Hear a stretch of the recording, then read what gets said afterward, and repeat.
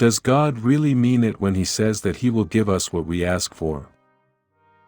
Bible texts come to our minds, such as Matthew 7 verse 7, "Ask, and it will be given to you." Will He really answer when we call?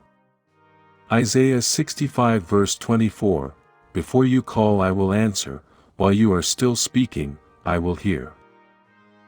Have you ever asked the question, why doesn't prayer work? Why at times does it appear that God ignores us when we pray to Him?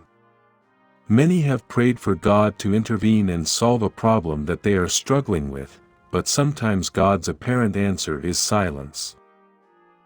Even when we feel that God is not answering our prayers, you can always know God is a God of love. The Bible tells us He loves us. John 3 verse 16. For God so loved the world. Jeremiah 31 verse 3, I have loved thee with an everlasting love. God created us and knows infinitely more than we know. He knows what is best for us, and what would not be good for us. If you have children, when they were very small, sometimes they asked for things that would not be good for them, or would harm them. For good reason sometimes parents do not always give their children what they ask for, when they ask for it. Parents give them what is best for them. It is the same way in our prayers to God. God gives us what is best for us. We are God's children and He gives us what is best for us, and at a time when it is best for us. Our lives must be right with God before He can answer our prayers. God has certain conditions that must be met before our prayers can be answered. One of the first is we feel our need of help from Him. Isaiah 44 verse 3 says, I will pour water upon him that is thirsty, and floods upon the dry ground. The heart must be open to the Spirit's influence, or God's blessing cannot be received. One cannot pour water into a cup that is already full. If we have cherished sins in our lives, and refuse to give them up, or if we are doing things we should not be doing, and are disobeying Him, we cannot expect Him to answer our prayers. He cannot answer our prayers if we have sins in our lives that are unconfessed or if we are hanging on to cherished sins.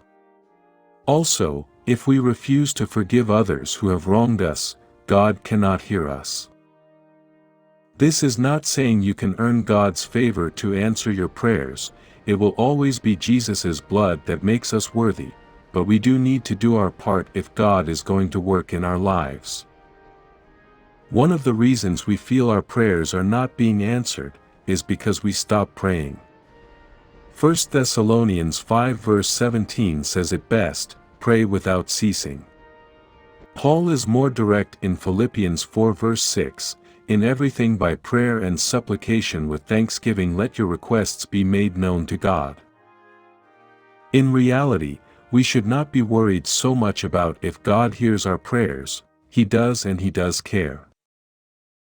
What we should be worried about is if because of temptations, hard times, and trials we get discouraged, and give up praying. In Luke 18 verse 1, Jesus spoke a parable to them, that men always ought to pray and not lose heart. God is a God of love, and He is interested in every detail of our lives. He hears our prayers, and answers every sincere prayer if we meet His conditions.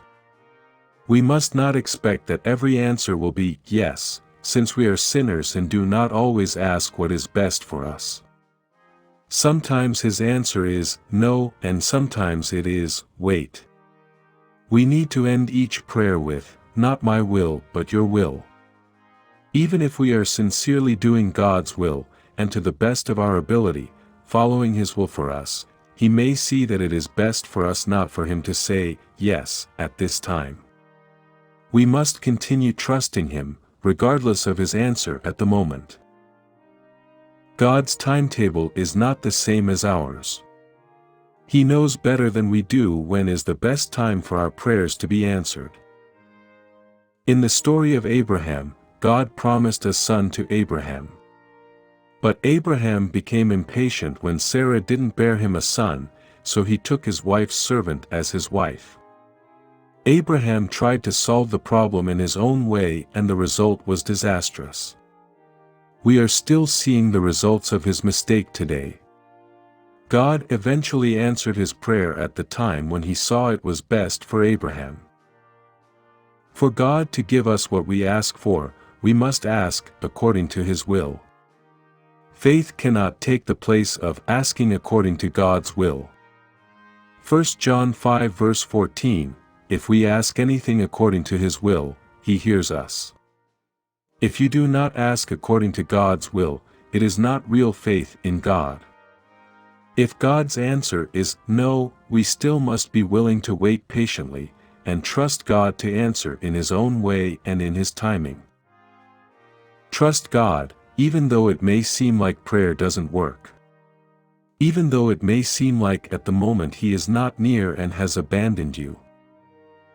Isaiah 41 verses 9 and 10 says, "You whom I have taken from the ends of the earth, and called from its farthest regions, and said to you, You are my servant, I have chosen you, and have not cast you away.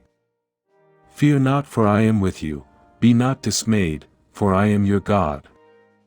I will strengthen you, yes, I will help you, I will uphold you with my righteous right hand."